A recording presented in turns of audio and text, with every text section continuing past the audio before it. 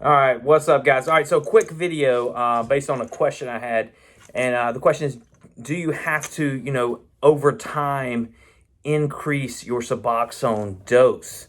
Like, are you going to get used to the dose you're on so that in 6 months you need a higher dose, and therefore it gets more difficult to taper off, in the future when you decide it's there? And one thing you got to remember is, um, you know, there's no one formula for recovery or for medication assistance. Everybody is going to be tailored differently based on their history, based on their opiate use, based on their genetics, based on the other medications they're on, based on what they've tried, what they've failed, etc. And so there's never going to be a cookie cutter method to follow, which is why you need a good doctor to help you through the process, and a good counselor, and you need the support system. You need it all, But typically, one of the great things about Suboxone is once you find a steady dose, okay,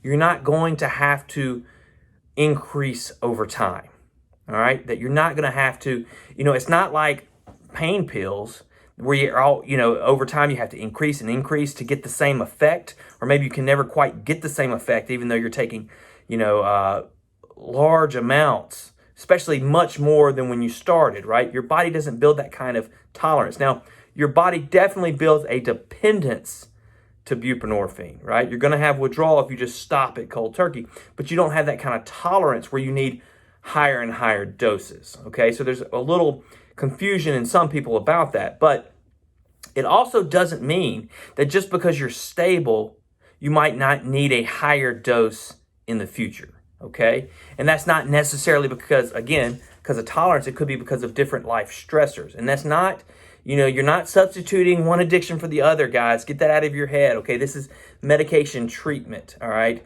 This is treating a difficult part of your addiction, right?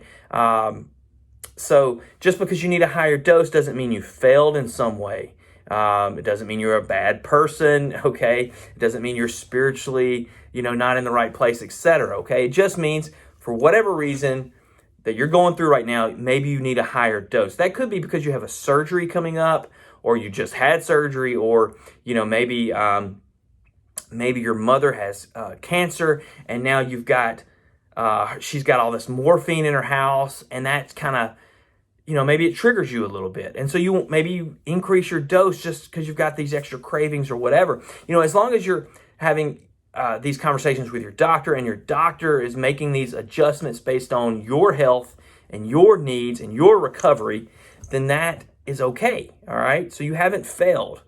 But in most cases, most people do not have to continuously increase their dose, and most people over time, when they're ready, are able to slowly reduce their dose, or at least that's, the hope.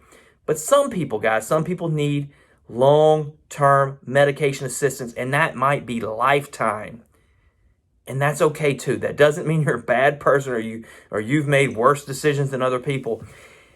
It just means that's what you've got to do, okay? Is it ideal? I mean, no. Is chemotherapy ideal? No. But if you've got cancer, maybe you have to take your treatment seriously, right? Maybe you've got to take something that isn't ideal, but it's going to save your life, right? So, all right, guys, quick video about Suboxone. If you've got other questions, leave a comment. Let me know. Hope this was helpful. Have a great day. Merry Christmas. Peace.